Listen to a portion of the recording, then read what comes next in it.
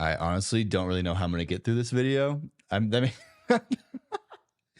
oh my god, that makes you sound like someone died. Well, I guess, in a sense, something died. Overwatch 2's PvE was announced on Tuesday, May 16th, that the PvE portion of Overwatch 2 is dead. Aaron Keller basically came out and said that what was expected from the 2019 tease of Overwatch 2's PvE with talent trees, with like hero missions, with like a full-blown PvE campaign is officially scrapped. No longer exists. It's not a thing anymore. It is never seeing the light of day. What hurts the most is that there was so much of a content drought for the last about 2.5, 3 years of Overwatch 1. At the time, they kept being like, we're working on the PvE. So we're working on the PvE. We have to put all our resources into the PvE. And the PvP portion suffered. There was no new content for 2.5 years. They released a new map and that was it. And correct me if I'm wrong, I'm pretty sure the new map was like a team deathmatch map. It wasn't even like something that could be used in the competitive format. But anyway, so they went 3 years, 2.5, 3 years of no content on Overwatch 1 to basically, in their defense, say we're working on Overwatch 2's PvE. We need all of our time and effort put into that. And people begrudgingly were like, okay. And it then gets followed up with the announcement that Overwatch 2 is going to 5v5 and also becoming free to play.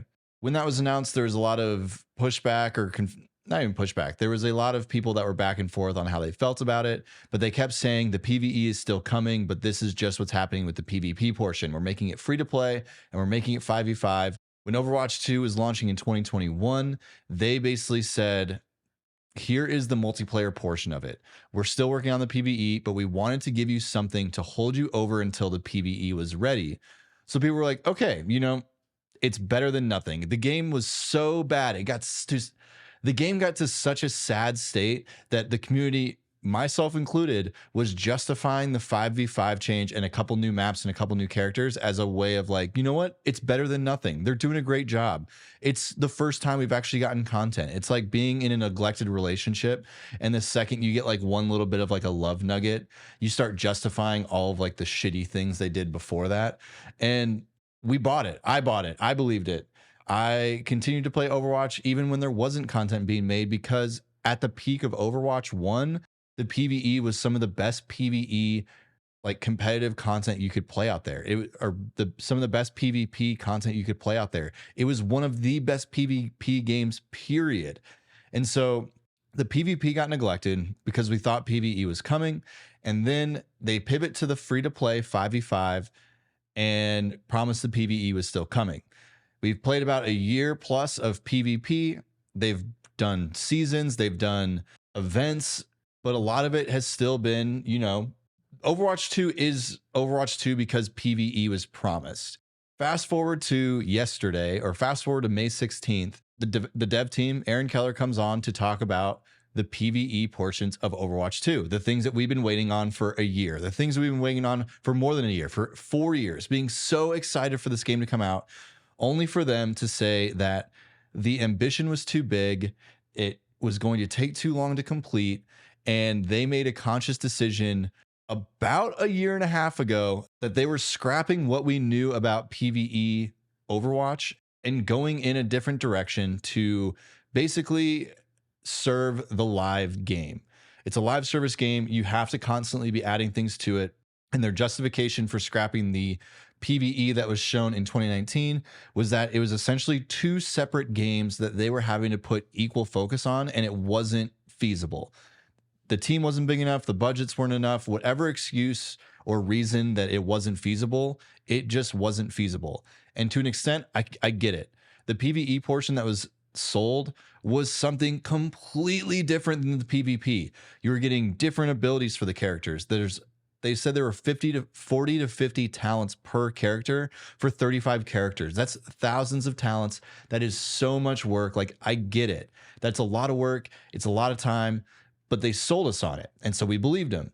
And so they're saying that they couldn't get it to a Blizzard level quality to roll it out and then be able to service both the live side of the PvP and the live side of the PvE, because that was part of it too. There was going to be more content post release for the PvE portion that wasn't just going to make it a one-time drop. So How I ultimately feel about it is utter disappointment.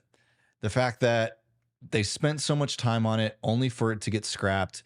And I know there's tons of reasons. The lead director, Jeff Kaplan, left. I'm sure that's probably why he left, or that could be speculation.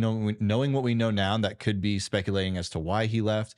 You have the COVID restrictions. You have Activision going through their own legal issues with sexual harassment and sexual assault stuff. There's just legal stuff involved. There's people leaving, main people like main directors, game directors, people who had a vision for the game leaving. I think what ultimately happened was when Aaron Keller took over the ship, they reduced it to 5v5 to make Overwatch League a more viewable experience, just less clutter, one less person on each team. You could visibly see what's going on better. More plays could be made by big star players. That's ultimately why they went 5v5. And then they went free to play because they could bring in more players, make you pay for cosmetics, pay for battle passes, and essentially go the route of Fortnite where you could bring in a lot more revenue with, I don't want to say less content, but with just that dripping out of content. So you get sold this idea for so long that the PvE is going to essentially not save the game, but be what all this wait is for. And so what's the wait for? I know they had to pivot. I'm assuming they scrapped PvE when they went free to play, because if you want to do that much PvE, why are you doing it for free? Like, I get it. So I guess let's get into the why.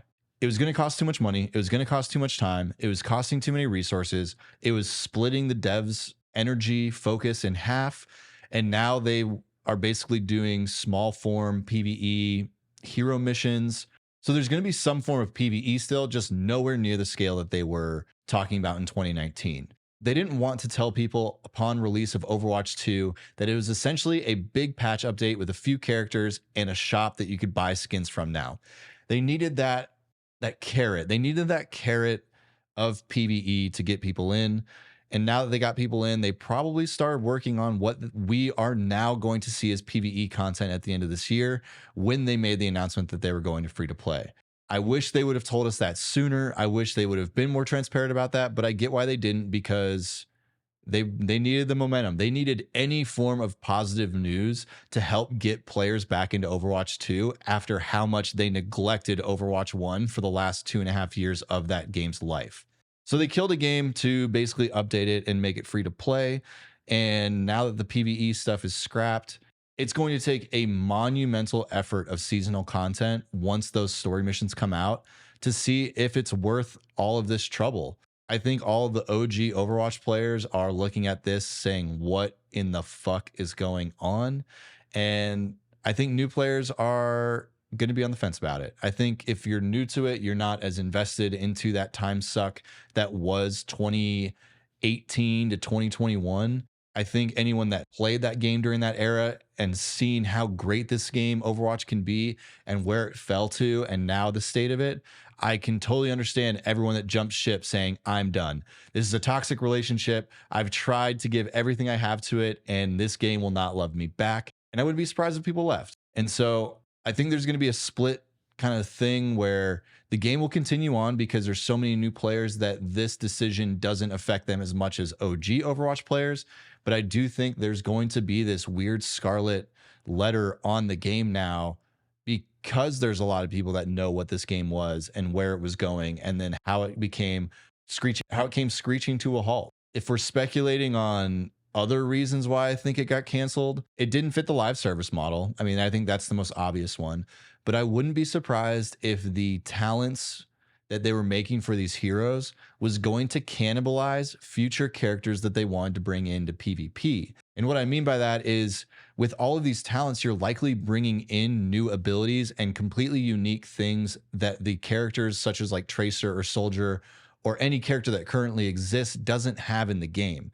And so by doing that, you run this risk of being like, hey, we created all these amazing talents, but now we don't have abilities for new PvP characters, because it would look like we're stealing from the PvP talent trees of like a Tracer. Like if Tracer has a talent that is a core part of a new PvP's character, people would destroy Blizzard for that. And it becomes something that's so hard to create talents that make each talent unique and usable and give you a reason to use it, and then also make completely new characters with its own set of talents and skills and abilities and usage and that I wouldn't be surprised if they're just like, why don't we just use these talents to make more characters for the PvP and serve the greater good of the game? I'm by no means justifying their decision.